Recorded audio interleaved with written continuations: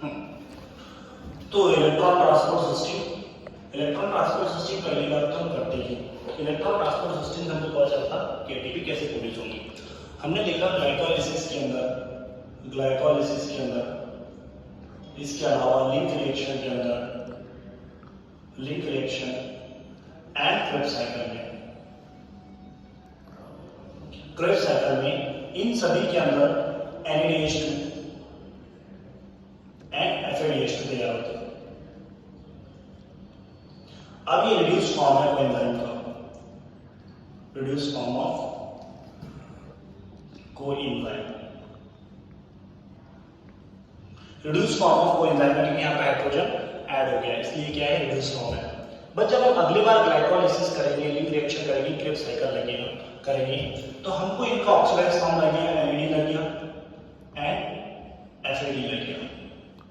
इसका मतलब जब ग्लाइकोलाइसिस, लिंक रिएक्शन और क्रेब्स साइकिल होता तो जो कोएंजाइम है रिड्यूस हो जाते हैं NADH2 और FADH2 में। बट डबल से हमको जब glycolysis, link reaction, Krebs cycle करना पड़ेगा तो हमको इनका ऑक्सीडाइज फॉर्म लगेगा। अभी हमारे पास अवेलेबल कौन सा फॉर्म है? अभी हमारे पास है NADH2 and FADH2. This is the reduced form. Reduced form is available. अब हमको अगर ग्लाइकोलाइसिस, क्रेब्स साइकिल और लिंक रिएक्शन करना है तो इनके लिए लगेगा NAD and FAD. This is the oxidized form.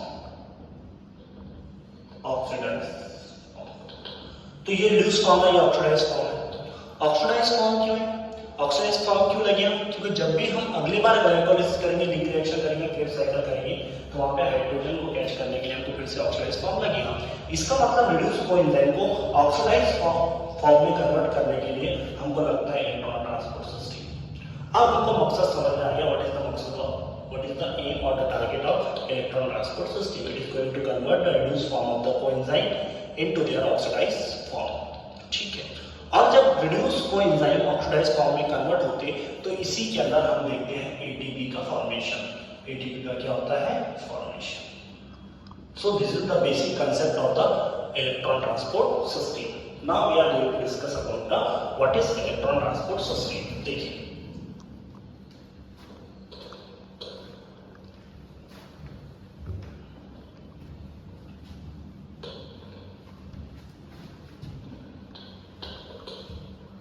Electron transport system है क्या, कहाँ पे होता? ये mitochondria with outer mitochondrial membrane, this is the inner mitochondrial membrane. Outer and inner mitochondrial membrane, this is the outer and mitochondrial membrane.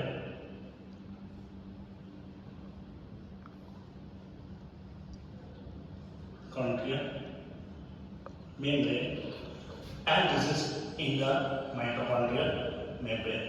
दोनों के बीच का जो गैप है that is the perimitochondrial space, PMS। अगर मैं यहां से इस तरह से माइटोकॉन्ड्रिया क्रॉस सेक्शन ले लूं इधर,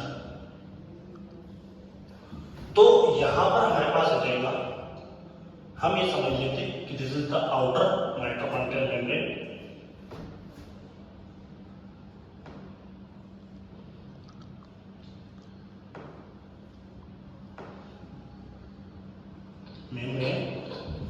and this is the inner mitochondrial membrane. This is inner mitochondrial membrane. It means there is the perimitochondrial space. Okay. अब इलेक्ट्रॉन ट्रांसपोर्ट सिस्टम में टोटल 5 कॉम्प्लेक्सेस इन्वॉल्व है। पहले तो अरेंजमेंट कॉम्प्लेक्स 1 का नाम है NADH डिहाइड्रोजिनेज। NADH dehydrogen. यहाँ पे कॉम्प्लेक्स थर्ड रहता, complex third is cytochrome BC1, this is the complex 1, this is complex 3, then complex 2 succinate dehydrogenase, succinate dehydrogenase complex 2। उसके बाद आता है साइटोक्रोम ऑक्सीडेज,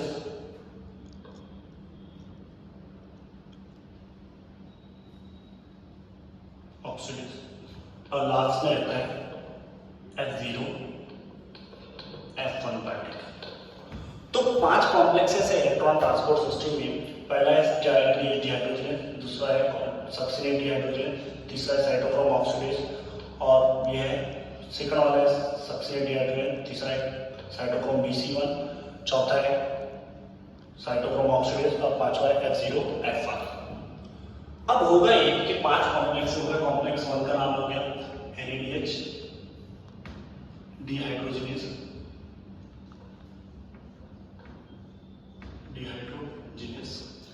कॉम्प्लेक्स 2 हो गया succinate dehydrogenase,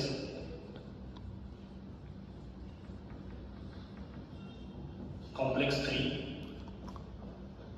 cytochrome BC1, complex 4 cytochrome oxidase. Cytochrome oxidase में रहते cytochrome A और A3, A और A3 और कॉम्प्लेक्स 5 ATP सिंथेज जिसके पार्टिकल है F0 और F1। ठीक है, अब इसके अलावा 5 कॉम्प्लेक्सेस के अलावा यहाँ पे हमारे पास 2 फ्री मोबाइल इलेक्ट्रॉन कैरियर भी है।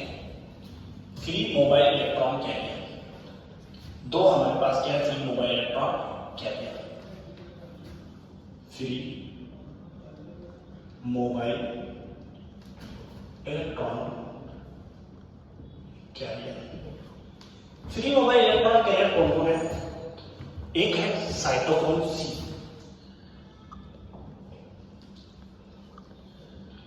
और एक है यूबीक्विनोन।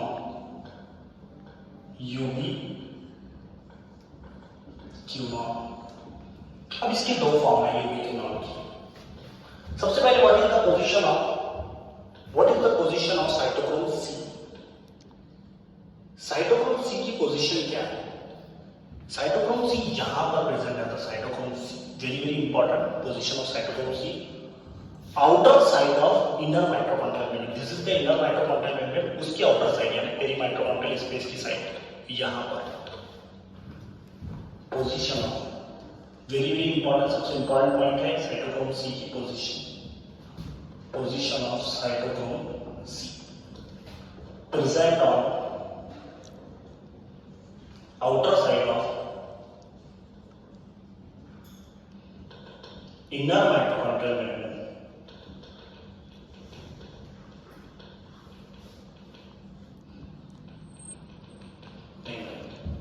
What is the function of cytochrome C? Cytochrome C, अभी हम साइटोक्रोम C की बात कर रहे हैं। तो साइटोक्रोम C एक तो प्रेजेंट है the position on the outer side of the inner mitochondrial membrane and function it transfer electron क्या देगा? ट्रांसफर। कहां से? From complex 3 to complex 4, from complex 3 to 4, complex 3 से कॉम्प्लेक्स 4 पे इलेक्ट्रॉन लेके जाएंगे। What is the function of cytochrome C? It transfers the electron from complex 3 to complex 4.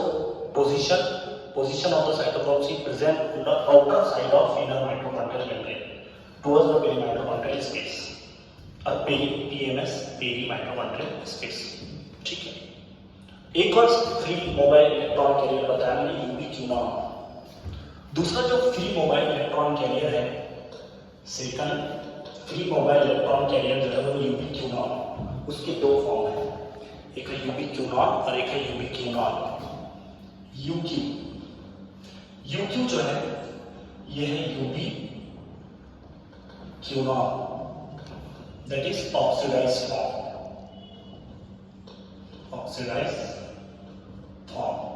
अगर ये हाइड्रोजन ले ले तो ये बन जाता है UqH2 यूबीक्विनोल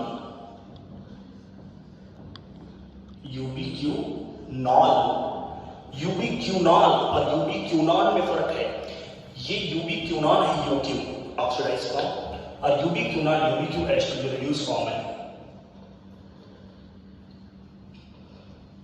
रिड्यूस फॉर्म। तो अगर ये हाइड्रोजन प्लस करता है मतलब ऐड करता है, यूक्यू में अगर हाइड्रोजन ऐड हुए तो UqH2 बनता और ये ऑक्सीडाइज हो जाएगा, नाइट्रोजन निकल जाए तो ये क्या बन जाता है यूबी क्यूनॉन। इतना अगर समझ में आ गया होगा कि यूबी क्यूनॉन से यूबी क्यूनॉन बनता हाइड्रोजन लेने पर, और यूबी क्यूनॉन से यूबी क्यूनॉन बनता हाइड्रोजन देने पर। This oxidise form, this is the reduce form. Okay, अब एकदम सिंपल है इलेक्ट्रॉन ट्रांसपोर्ट सिस्टम।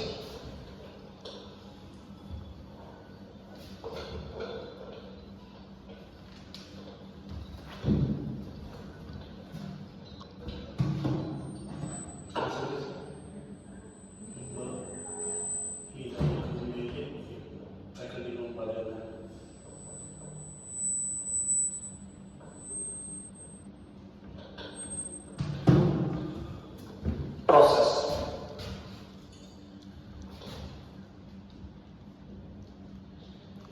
सबसे पहले अगर हम NaDH2 को ऑक्सीडाइज करेंगे, NaDH2 क्या करेगा ऑक्सीडाइज, तो इसमें लिखेगा NAD। हम इलेक्ट्रॉन ट्रांसपोर्ट सिस्टम में क्या करेंगे, पहले माइटोकॉन्ड्रियल स्पेस में H+ आयन जमा कर देंगे, H+ आयन ज्यादा कर देंगे और मैट्रिक्स वाली साइड में कम कर देंगे।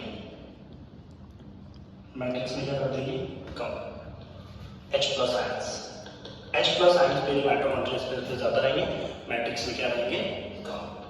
कैसा होगा, NaDH2 का ऑक्सीडेशन पहले कॉम्प्लेक्स होता है, इसे बनेगा NAD plus 2H plus 2 electron. ठीक है, तो कॉम्प्लेक्स 1 के ऊपर, कॉम्प्लेक्स फर्स्ट पे ऑक्सीडेशन हुआ, किसका ऑक्सीडेशन हुआ, NaDH2 का, तो इससे बना NAD plus 2H plus 2 electron. ठीक है, अब ये जो इलेक्ट्रॉन जो है, इलेक्ट्रॉन यहाँ पे कॉम्प्लेक्स 1 में ही, कॉम्प्लेक्स 1 में ही जो दो इलेक्ट्रॉन है, ये वाले जो इलेक्ट्रॉन है वो जाएंगे आयरन सल्फर प्रोटीन के पास, और आयरन सल्फर प्रोटीन से वो इलेक्ट्रॉन ले लेगा यूबी क्यूनॉन, तो यूबी क्यूनॉन के पास जाएगा डायनेगेटिव। तो NaDH2 ऑक्सीडाइज हुआ तो बना NAD plus 2H plus 2 electron. जब इलेक्ट्रॉन किसके लिए आयरन सल्फर प्रोटीन ने, तो ये दो H+ थे, उनकी पंपिंग हो गई,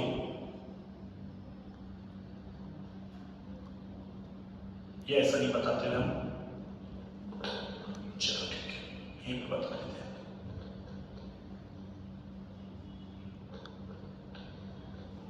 यहाँ पे क्या हुआ, अभी कॉम्प्लेक्स 1 के ऊपर, कॉम्प्लेक्स 1 के ऊपर NaDH2 क्या हुआ ऑक्सीडेशन, तो बना NAD और 2H प्लस 2 इलेक्ट्रॉन, दो इलेक्ट्रॉन हो गया कॉम्प्लेक्स 1 के अंदर iron sulphur protein. Iron sulphur protein के साथ जैसे इलेक्ट्रॉन लेंगे तो कॉम्प्लेक्स 1 पंप कर देगा 2H प्लस को, 2H प्लस को पंप कर देगा कहां पे, from matrix towards the perimitochondrial space. Okay, अब जो इलेक्ट्रॉन थे आयरन सल्फर प्रोटीन से होते हैं यूबी क्यूनॉन के पास चलेगा, किसके पास चलेगा, यूबी क्यूनॉन के पास। यूबी क्यूनॉन के बाद डायनेगेटिव आ गया, क्या आ गया, डायनेगेटिव, ये बन गया यूबी क्यूनॉन, यूबी क्यूनॉन डायनेगेटिव। अब ये अपने आप को फिर से पॉजिटिव करने के लिए मैट्रिक्स साइड से दो क्या लेगा, H+ लेगा और ये बना लेगा यूबी क्यूनॉन H2। यूबी क्यूनॉन H2 मतलब यूबी क्यूनॉन, यूबी क्यूनॉन के बाद डायनेगेटिव है, इसलिए 2H+ लिया, मैट्रिक्स साइड से लेके बना लिया यूबी क्यूनॉन। ये यूबी क्यूनॉन से वापस जब यूबी क्यूनॉन बनेगा, ये रिड्यूस फॉर्म है, ये ऑक्सीडाइज फॉर्म है।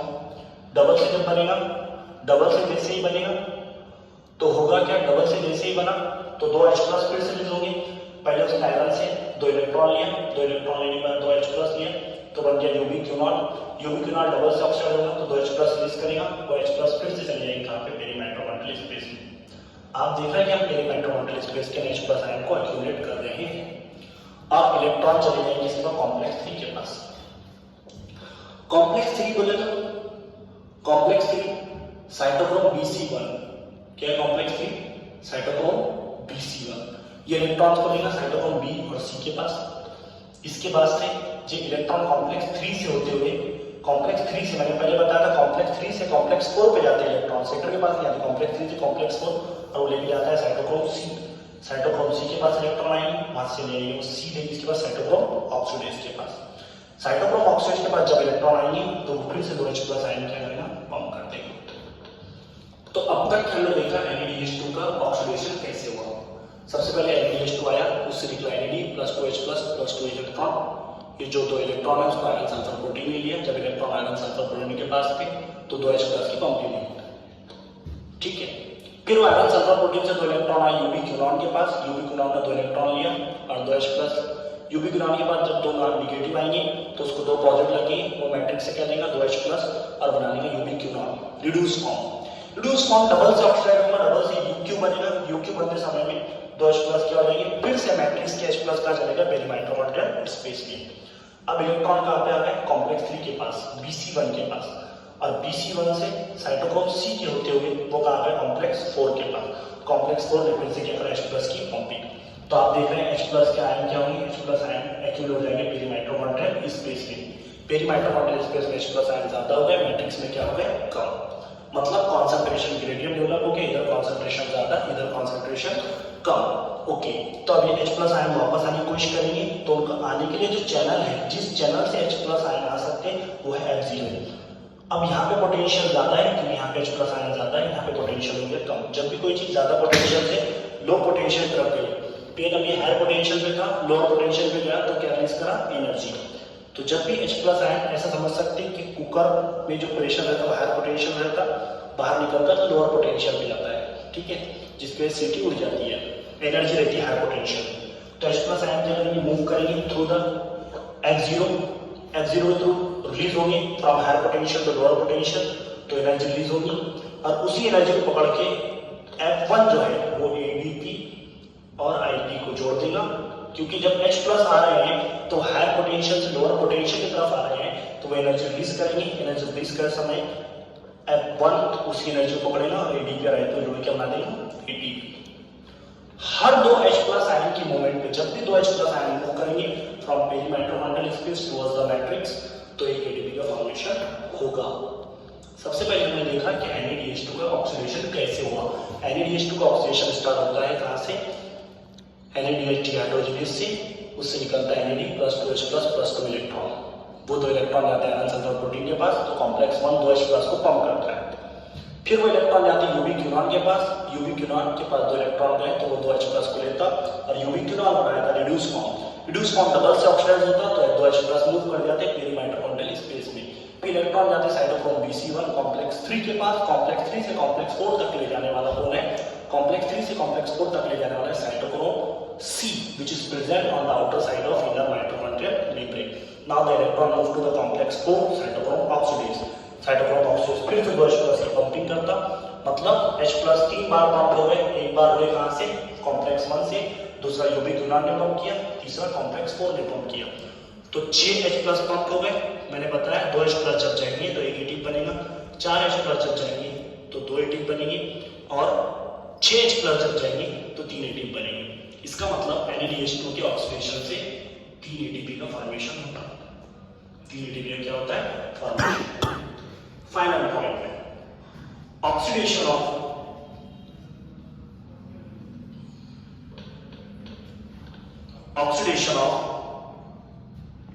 FADH2। FADH2 का ऑक्सीडेशन जो है, FADH2 का ऑक्सीडेशन कॉम्प्लेक्स 2 से स्टार्ट होता, ये देता है FAD plus 2H plus 2 electron. बात तो वही है, कॉम्प्लेक्स सेकंड से वो इलेक्ट्रॉन को सबसे पहले लेता है यूबी क्यूनॉन लेता, यूबी क्यूनॉन इलेक्ट्रॉन को लेगा, जैसे लेगा तो उसके बाद डाइनेगेटिव आ जाएगा, डाइनेगेटिव आने के बाद क्या करेगा, यूबी क्यूनॉन बन जाएगा, यूबी क्यूनॉन डाइनेगेटिव हो जाएगा और 2 जो H प्लस है उसको ले लेगा, ये बनाएगा यूबी क्यूनॉन H2। क्या हुआ, FAD बना और 2H प्लस निकले, 2 इलेक्ट्रॉन निकले, 2 इलेक्ट्रॉन को यूबी क्यूनॉन ले लिया, 2 इलेक्ट्रॉन लेगा तो फिर 2H प्लस भी लेना पड़ेगा और ये बनेगा यूबी क्यूनॉन। ये डबल से ऑक्साइड होगा, डबल से ऑक्साइड होगा तो 2H प्लस आयन की पंपिंग हो जाएगी कहां पे, पेरी माइटोकॉन्ड्रियल स्पेस में, और इलेक्ट्रॉन चले जाएंगे कॉम्प्लेक्स 3 के पास। कॉम्प्लेक्स 3 के पास इलेक्ट्रॉन गए, अब आपको पता है कॉम्प्लेक्स 3 से इलेक्ट्रॉन जाते हैं कॉम्प्लेक्स 4 के pass through the cytochrome C। Cytochrome C सबसे पहले मैंने बताया कि कॉम्प्लेक्स 2 से FADH2 का ऑक्सीडेशन होगा, निकलेगा FAD plus 2H plus 2 electron. वो जो FAD है तो रिलीज हो गया, 2 H प्लस और 2 इलेक्ट्रॉन, पहले इलेक्ट्रॉन को लेगा यूबी क्यूनॉन और फिर लेगा H प्लस को, तो बन जाएगा यूबी क्यूनॉन। डबल से इसका ऑक्सीडेशन होगा, डबल से यू क्यू बनेगा तो दो H प्लस इधर चले जाएंगे और इलेक्ट्रॉन चले जाएंगे कॉम्प्लेक्स 3 के पास। कॉम्प्लेक्स 3 में साइटोक्रोम Bc1, वहां से इलेक्ट्रॉन जाएंगे साइटोक्रोम C, कॉम्प्लेक्स 3 से इलेक्ट्रॉन कॉम्प्लेक्स 4 पे लाता है साइटोक्रोम C, और कॉम्प्लेक्स 4 के पास जब इलेक्ट्रॉन आएंगे फिर से वो क्या करेगा, दो H प्लस आयन क्या करेगा, पंप कर देगा। मतलब दो बार पंपिंग हो गई H प्लस की, एक बार यहाँ पे एक बार यहाँ पे, 4 H प्लस पंप हो गए। 4 H प्लस जब इससे निकलेंगे वापस तो 2 ATP का फॉर्मेशन होगा, मतलब FADH3 ATP बनेगी 2 ATP। अब फाइनली जो इलेक्ट्रॉन्स है वो साइटोक्रोम से रोल डाउन होते हैं। सीक्वेंस पूछ लेता है कभी-कभी साइटोक्रोम की, साइटोक्रोम की सीक्वेंस क्या है, तो एक क्वेश्चन ये भी है कि साइटोक्रोम की सीक्वेंस क्या है। साइटोक्रोम की सीक्वेंस रहती है B, C1, C, A और A3। जो A और A3 है कॉम्प्लेक्स 4 में, कॉम्प्लेक्स 4 में जिसको हम बोलते हैं साइटोक्रोम ऑक्सीडेज। और साइटोक्रोम में जनरली आयरन रहता है, इनके अंदर आयरन के साथ साइटोक्रोम ऑक्सीडेज में कॉपर रहता है। ये इसमें क्वेश्चन आया था, आयरन के साथ क्या रहता है, कॉपर। कॉम्प्लेक्स 4 में जो A और A3 है, सीक्वेंस ये है B, C1, C और A और A3। ये इसमें C जो है फ्री मोबाइल इलेक्ट्रॉन कैरियर है। अब एक क्वेश्चन ये पूछता है कि फाइनल इलेक्ट्रॉन कैरियर कौन है न्यूक्लियस का, final electron carrier of electron transport system. जो इलेक्ट्रॉन नीचे रोल डाउन हो रहा है, ऐसे रोल डाउन होकर नीचे आ रहे हैं, इसको फाइनल लेता है कौन, ऑक्सीजन। हाफ ऑक्सीजन लेता है, और जो H प्लस इधर गए, H प्लस डी एनर्जाइज, दो H प्लस क्या होते हैं, ऐड, और लास्ट में बन जाता है वाटर। इसे कहते हैं मेटाबॉलिक वाटर। मेटाबॉलिक वाटर, जो वाटर इलेक्ट्रॉन ट्रांसपोर्ट सिस्टम एकदम लास्ट में बनता है, which is known as metabolic water, and oxygen is the final electron carrier. तो this is a brief summary of the, in short summary of the electron transport system. थोड़ा दोस्तों समझाओ होगा तो आपको समझ में आ जाएगा। ठीक है सर।